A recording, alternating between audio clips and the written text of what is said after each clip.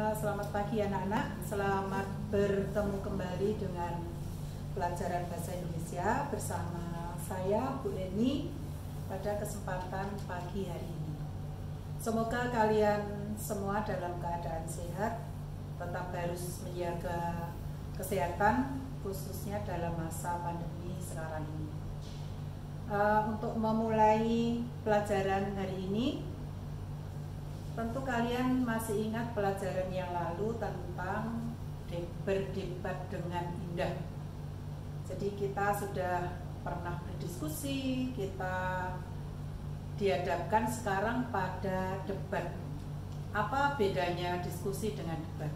Nah, pada kesempatan ini saya tuliskan di papan, kalau kalian berdiskusi di dalam kelompok, kalian membutuhkan sebuah topik atau tema. Sementara kalau kita melaksanakan debat, kita butuh mosi. Mosi adalah topik atau tema di dalam debat. Nah, kalian harus paham apa itu mosi yang akan kalian laksanakan di dalam debat itu. Jadi mosi adalah rumusan kalimat topik yang disepakati oleh kedua belah pihak untuk menjadi topik di dalam debat. Nah, mosi pada kesempatan tiap kalian berdebat itu berisi hal-hal yang kontroversial, hal-hal yang di satu kelompok bisa setuju, sementara di kelompok lain tidak setuju. Jadi di dalam mosi debat itu ada sesuatu hal yang dipertentangkan. Sejauh mana kalian paham tentang materi ini, sejauh mana kalian mempunyai argumen terhadap mosi, apakah kalian setuju terhadap mosi atau tidak setuju. Jadi di dalam debat kalian harus paham betul argumen yang harus kalian cari, argumen yang harus kalian sampaikan untuk mempertahankan pendapat kalian, baik itu setuju atau tidak setuju di dalam debat. Kalian harus mempertahankan argumen itu sampai lawan debat itu benar-benar tidak bisa menyangkal lagi apa yang kalian sampaikan. Nah, rumusan mosi di dalam debat itu bisa berisi kalimat yang hubungannya adalah sebab dan akibat. Jadi saya beri contoh kalimat mosi. Tayangan sinetron berpengaruh buruk terhadap yang menontonnya. Pada kalimat mosi ini itu ada sebab dan akibat. Jadi berpengaruh buruk terhadap yang menontonnya itu bisa kita anggap sebagai akibat seseorang setelah menonton tayangan sinetron. Jadi tayangan sinetron itu sebab, kemudian berpengaruh buruk terhadap yang menontonnya itu akibat. Bagaimana mosi ini kita aplikasikan di dalam pelaksanaan debat kita? Nah, jadi dari mosi yang kita sepakati, kalian boleh menjadi kelompok afirmasi atau kelompok yang setuju dan kelompok yang oposisi atau kelompok yang tidak setuju. Jadi untuk mempertahankan bahwa kalian setuju terhadap mosi tayangan sinetron berpengaruh buruk terhadap yang menontonnya, kalian harus mengajukan banyak argumen untuk mempertahankan mengapa kalian setuju. Sementara pada kelompok lain yang oposisi atau tidak setuju, kalian juga harus mencari argumen-argumen yang mendukung pendapat kalian. Jadi di dalam debat kita harus paham betul apa itu kalimat mosi.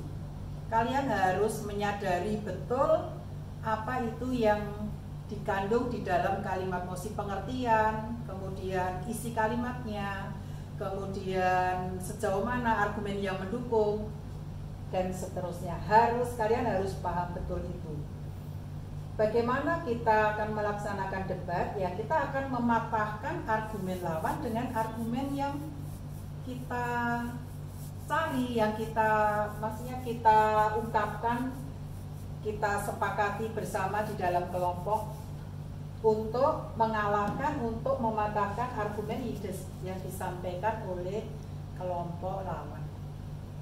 Kalau kelompok kalian tidak bisa lagi menyangkal atau membantah atau menyanggah pendapat kelompok lawan, berarti kalian menang di dalam debat tersebut.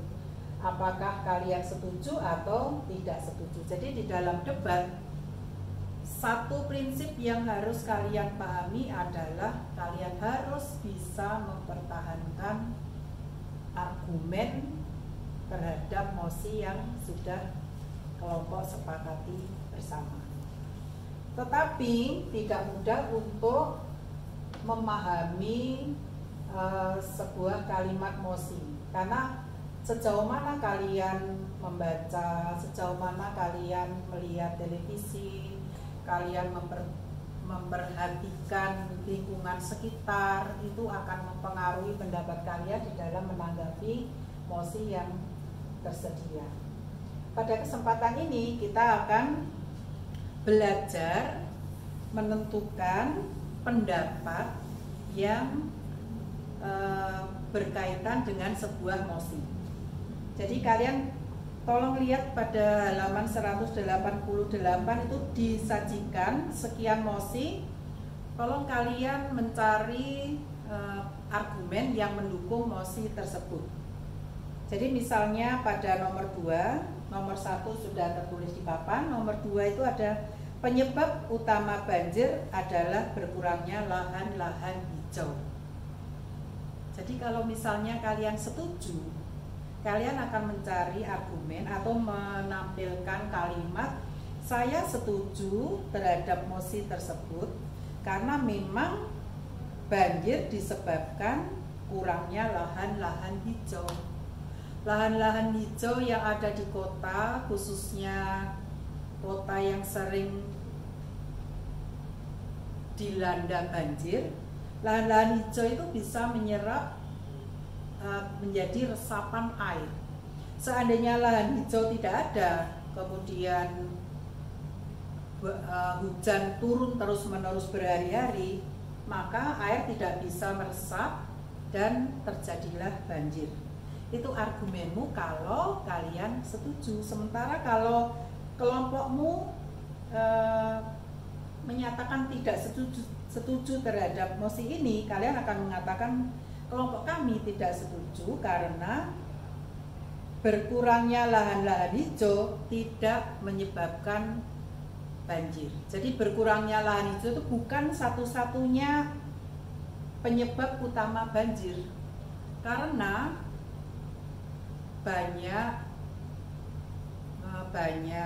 tindakan, banyak perilaku anggota masyarakat yang membuang sampah di sungai, sehingga sungai penuh dengan sampah dan air akan meluap dan terjadilah banjir. Jadi berkurangnya lahan hijau tidak merupakan satu-satunya penyebab utama banjir.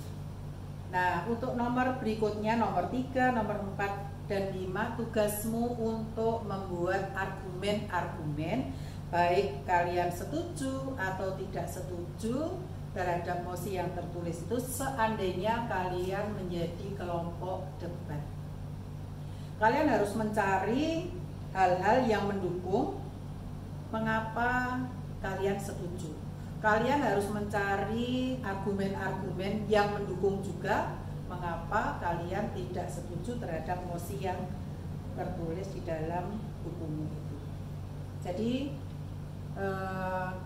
pada kesempatan ini saya ingin betul kalian paham tentang kalimat mosi, karena kalau kalian paham, kalian akan bisa berdebat dengan indah sesuai dengan topik kita hari ini. Jadi mari bersama teman-teman bisa berkelompok, meskipun tetap menjaga 3M untuk masa pandemi ini. Kalian bisa menggunakan WA untuk berdiskusi, untuk menentukan pendapat-pendapat yang sesuai dengan mosi yang tersedia. Kurangnya pendidikan agama di rumah dan sekolah menjadi penyebab utama penyalahgunaan narkoba pada remaja. Jadi kalian harus mencari mengapa setuju, mengapa tidak setuju. Ketersediaan lapangan kerja menjadi dasar yang penting dalam menentukan jurusan saat kuliah di perguruan tinggi. Perilaku menyontek saat ujian nasional disebabkan para pelajar takut tidak lulus ujian. Kalian bisa bertukar pendapat untuk sepakat mana yang setuju terhadap mosi kurangnya pendidikan agama di rumah dan sekolah menjadi penyebab utama penyalahgunaan narkoba. Ketersediaan lapangan kerja menjadi dasar yang penting dalam menentukan jurusan saat kuliah. Dan terakhir, perilaku menyontek saat ujian nasional disebabkan para pelajar takut tidak lulus ujian. Jadi kalian berdiskusi lewat WA, lewat mungkin Zoom, untuk menentukan pendapat kelompok pada saat nanti kita berdebat. Jadi itu tugasmu. Selamat berdiskusi untuk mencari argumen-argumen menanggapi mosi yang sudah tersedia. Selesaikan dengan baik. Kita akan bertemu nanti pada jadwal yang sudah ditentukan. Terima kasih atas partisipasimu secara aktif dalam pelajaran bahasa Indonesia. Jangan menunda pekerjaan, jadi mari langsung kerjakan apa yang seharusnya kalian kerjakan. Sampai bertemu lagi pada pertemuan pada jadwal yang sudah ditentukan.